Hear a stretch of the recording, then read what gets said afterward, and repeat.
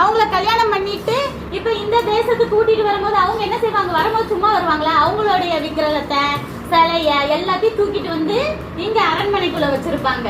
அப்ப அதுக்கு பூஜை போடுவாங்க, அந்த தூபம் எல்லாம் காட்டுவாங்க, எல்லாம் செய்வாங்க. அப்படித்தானே? அது மாதிரி இவங்களும் என்னது, வெளி தேசத்துல இருந்து எல்லாரும் கொண்டு வந்து இங்க வச்சிருக்காங்க.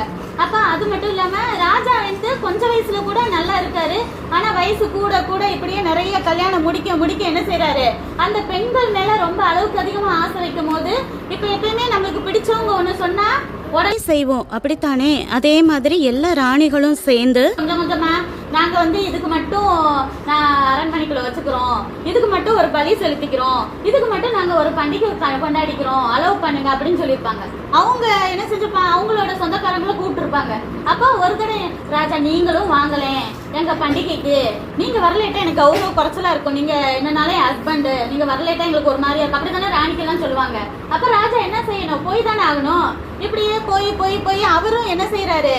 அந்த விக்கிரகத்தை தொட்டு கும்பிடுறதும், தேசத்துக்குள்ள எல்லா இடத்துலயும் அவரு அதே விக்கிரகத்தை கொண்டு வந்து சிலைய வச்சு பீடத்தை கட்டுறது, பலிய கொடுக்கறதும் பண்ண ஆரம்பிச்சுட்டாரு. இது தேவனோட பார்வையில ரொம்ப பெரிய அருவருப்பு.